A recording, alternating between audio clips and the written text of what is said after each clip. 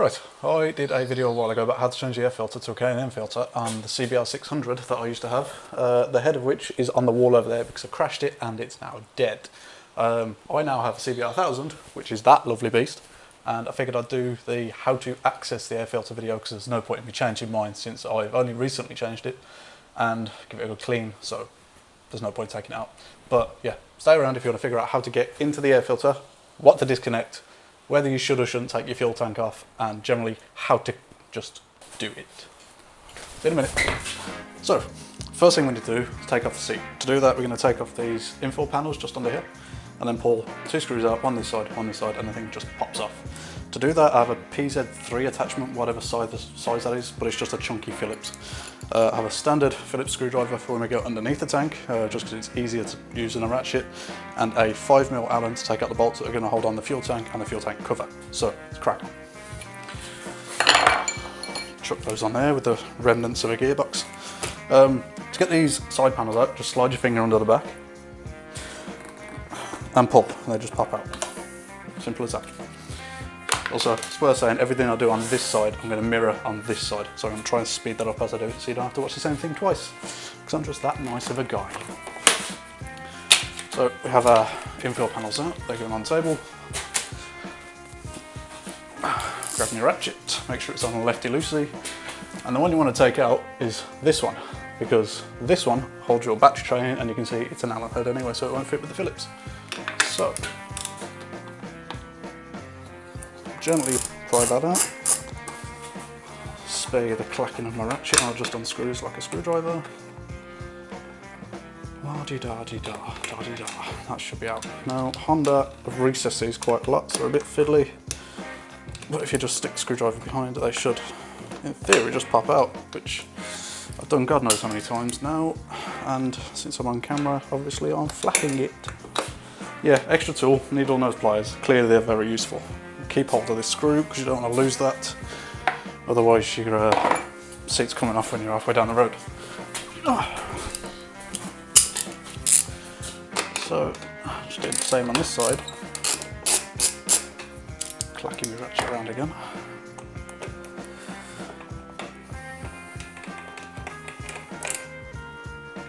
Oh, so that one comes straight out. Right, keep those in sight. Seat pulls up from the front and off because you have these locking lugs. Now you can see we have two inset nuts here. Easiest way to keep hold of these and your screws is to put your screws into these, and then wherever you leave the seat it has the screws and you know you're not going to lose them. So it doesn't really matter what side you put which screw in as long as it goes in without cross thread.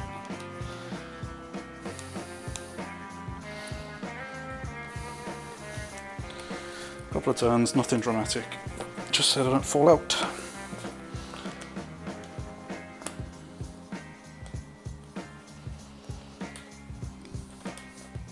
Swear to God, today of all days I am all bloody thumbs. There we go. Right, now leave your seat wherever you want because you know you're not going to lose that. Unless you live in Chelmsley Wood. What? Anyway, now ratchet with your 5mm Allen head. We're going to take off the two bolts that are at the back of the fuel tank cover, just here, and this guy under here. Make sure the ratchet head is seated before you do anything, because the last thing you want to do is strip off these. Just loosen them off for the time being. Get this guy done. Again, seating the Allen head properly. Just loosen them off. Now you can take the head off the ratchet and just use it like a screwdriver. Right, there you go.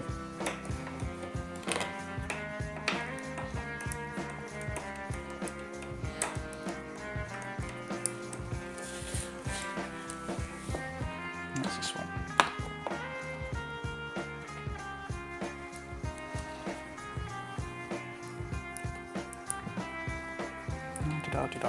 Just talk amongst yourselves, I'll be back with you shortly.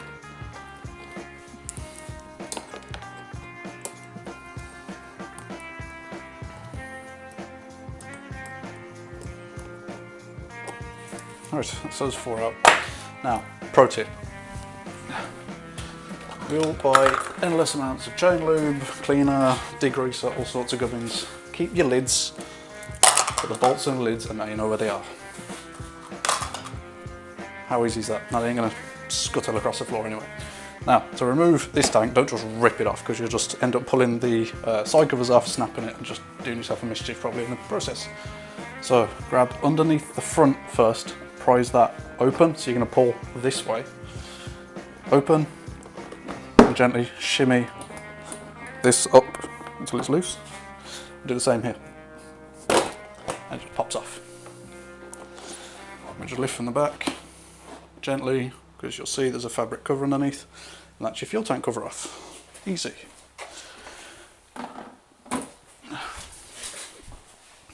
Now, I'm thinking for this bit, probably be better for the airbox, it'd be better if you're clamped on there. So I won't do that now. Now you can see we have another 4 bolts to come out. This one, and then the same 2 on the opposite side. Important to note, these are the bolts that hold the actual fuel tank in place. So just be careful when you're doing this. So I'll do my side first, then I'll do your side. Again, seat the Allen head properly, slight twist. It's worth as well, when you put these back on, don't do them too tight, because they're going to have to come off again when you want to do your air filter. Just make sure they're properly in there. I don't know what you'd say in terms of foot poundage, but I'm fairly sure there's a spec online that you can get somewhere. And I will put that up here, if I find it. Otherwise I've just made myself look like a gimp. Anyway, using a other pot, shove those in. Need to ratchet again. And we're just going to remove this one. See how easy that came out? And this one. Again, nice and easy on the way up. Now when we're taking this one out, put your hand just under this bit of the fuel tank. You notice how it just moves slightly? Just support it. And then just give it a little gentle press. Just make sure it's not going to clunk down and land on anything, because obviously under here you have your fuel lines connections and the electronics for the pump. So, hand under the back of the fuel tank, pull the bolt out with the washer, no clunking, busting, into our pot. So, now we get to the bit that a lot of people will think, ooh, it's dodgy, it's explosive, it's dangerous. There's 2 ways of getting around to the air filter. I don't usually take the fuel tank off, I just prop it up here. However, I'll show you how to get the fuel tank off, just in case you want to do that. It's worth knowing. Oh, as he burps. Probably want to ride the bike before you do this and just burn out most of the fuel, because it saves lifting a hefty ass tank off. So just pull it up and rotate. And that squeaking you can hear are those fuel lines just on the back of the airbox. Supporting the tank from the bottom with your left hand, importantly. Just going to pull up, and it should just come clear. And back down. And this is where I usually leave my fuel tank once I get it to sit nice and stable. So if I grab this, sit you there.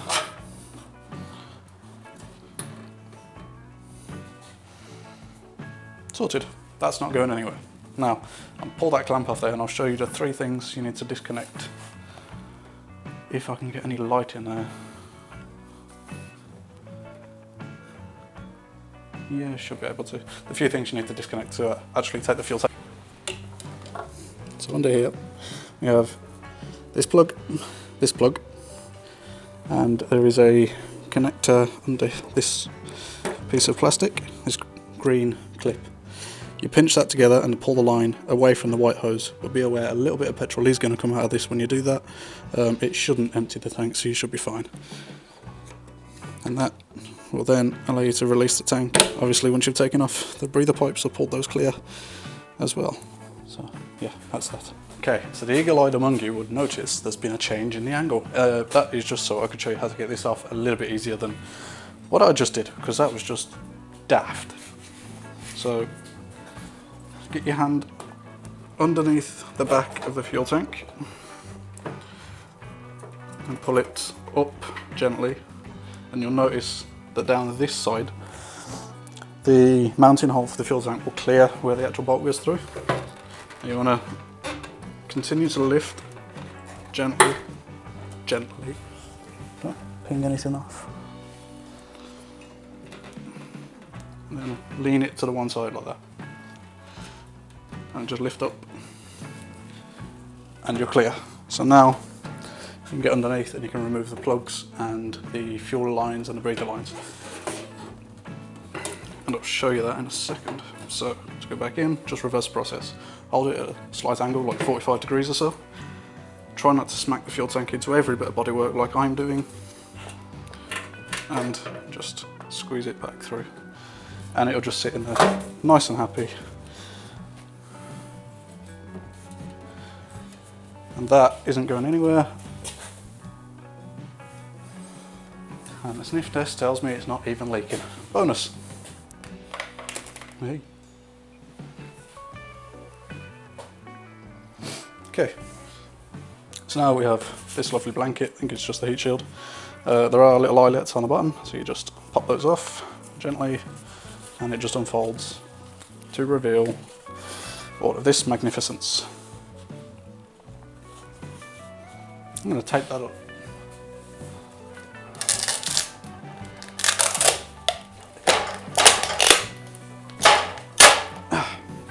Nice and violet. So you don't get in my way. Now this bit is your ECU, and these are various things like what operates your dash, your speedo, his system, all that jazz. We're going to need to disconnect the white, brown and black one and a blue one, and nothing else, believe it or not. 4 plugs and then that's good. And then we need to remove this sensor, but we do that when we're removing all of the other screws. So there's a little clip just in the middle. Depress that. Try not to pull too hard on the cables, just wiggle it free. And then once you get a little bit of a gap, like 1 or 2 mil, it should just pop out. And you can fold this back. I usually put mine under the top yoke because they always just flop back over and it does my head in. So the next one will be this one. I think this is a, yeah. So you put your finger underneath the little flappy bit in there, pull that up, gently tease the cable out and it just pops off. And then we have on the brown one, there's a little depressing switch here. Push that in. Slowly, cable out. You're not using too much force on these, but obviously they are in there quite tight. And then the last one is this white one, and similar to the brown one, it has a little depressing switch about there. So pull that gently, it comes out. Job is a good one. Now what we need to do is remove the top half of your airbox. To do that, you need your Phillips screwdriver from earlier, and we have these black screws all the way around, as well as the 2 silver ones that go into this sensor, and we're going to disconnect all of those just to be able to the top off. Yep, you heard it right. We're going to disconnect the screws. We're going to unscrew them to take the top off. Again, making sure the screwdriver is seated before you do anything, because if you strip all these screws off, you're never going to actually get into the thing.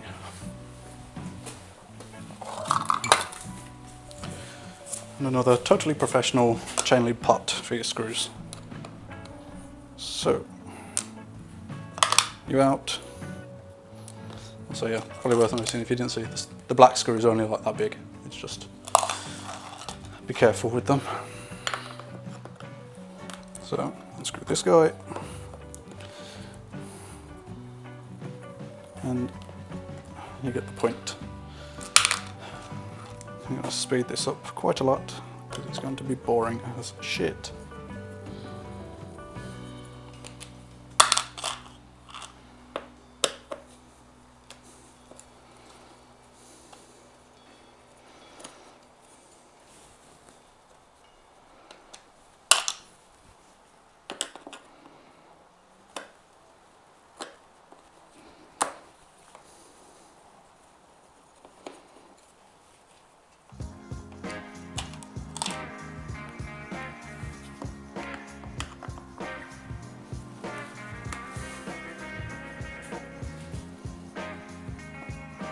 Stop on recording. Okay, now we have a pot full of screws. You notice there's 2 silver ones in there. They are from this sensor. I always just disconnect it because I don't like the idea of it being there. When I take the airbox cover apart, well, when I take the airbox apart, because I don't know if it's actually inserted into something, and I don't want to chance this bit snapping off inside there. So it's always best just to leave it out. Doesn't really matter if it's dangling. Now we should have all of the little black screws out. There is one just down the back here which is really awkward to get to, so just keep your finger on it as you unscrew it, otherwise you're going to drop it into there and it'll be lost forever. Now grab both sides of the airbox and just pull back and it pops up. And you'll notice there's a fair amount of leeway we have in order to get to the air filter. Now with the air filter you can see I've got my cane in there already, hence why I'm not changing mine. There are 2 bolts, one in top left, one in top right, and then behind, just by the velocity stacks, there are another 2 that you need to pay attention to, which is between, as you look at it, between 1 and 2 there's a bolt screw here, and between 3 and 4 there's a screw down here. Now on the bottom of the K&N bracket there's 2 little flanges, and they will sit into the bracket that those screws are holding down. So don't take those screws out, just leave them as they are when you pull the stock filter out. Because that way you can put your new filter on, put the bracket over that filter, and then put those flanges underneath the brackets the bolts are holding, and then all you have to do is screw down the front. Yeah, the K&N will come with a little crush washer as well. Put that onto the end of the screw so it goes between the airbox and the bracket as you screw it on. Make sure you don't put the crush washer between the screw and the bracket, because then it's not doing its job. It's there to retain the screw in the bracket so it doesn't go boop and pop into your engine. Also, it's worth saying, if you have this open for an extended period of time, a couple of minutes will be fine, but just put something over the velocity stacks, just because you don't want any crap going down there, because that goes directly onto the butterfly valves that then go directly onto the back of the inlet valves on the cylinder head, and then obviously that goes into your piston and you don't want to be chewing up all sorts of gubbins. Yeah, I'm going to replace this now, and that is virtually done. All you have to do to put this back together is just do everything you just did backwards.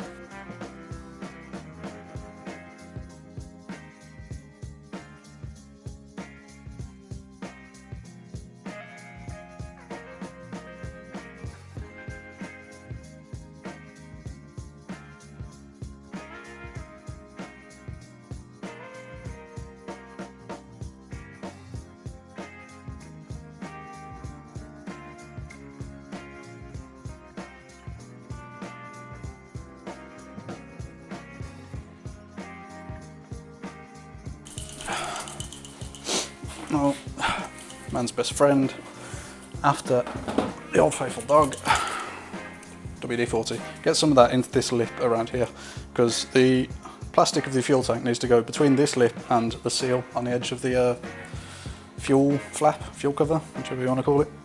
A little bit of WD-40 just helps it seat. Not tons, just wipe it around with your hand. You don't have to go over the whole circumference, you can just go at the points in which the bodywork's going to mount to it.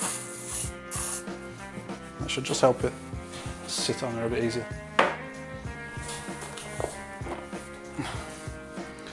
We have a fuel tank cover. Just slide it on. I'm not stretching the bodywork at all. Slide it over, and when you start grabbing hold of the blanket at the front, you can just start stretching the plastic as you did earlier. So grab it on the side, stretch, pull forwards, press down, using the inner diameter of the bodywork as a reference for where it needs to go. And once that's lined up, just a nice firm press. And because we put WD-40 in there, we don't have to go around with a knife or a screwdriver trying to pry the seal and end up damaging it and screwing up that nice little bit of rubber. Plus it just makes your whole life easier. So, we get other products.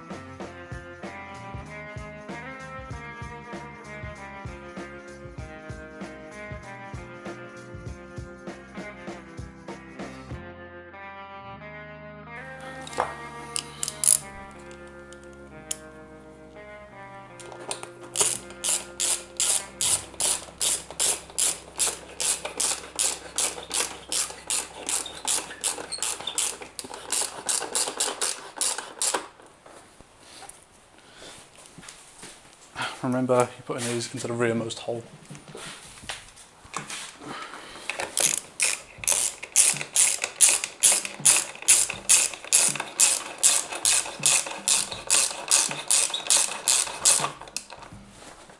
Sorted.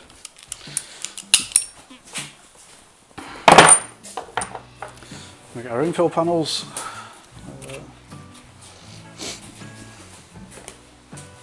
There's a little hole there and a little hook on the back of the fuel tank. Hook through the hole first, push it back, wiggle it under, it should just fit there and then pops in. Same on this side. And we're done.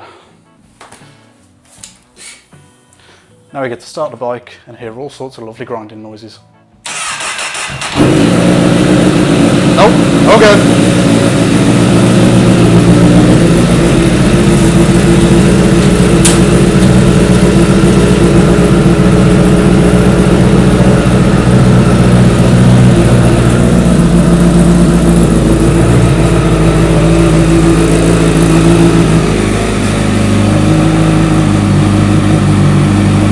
Allow that to warm up a little bit.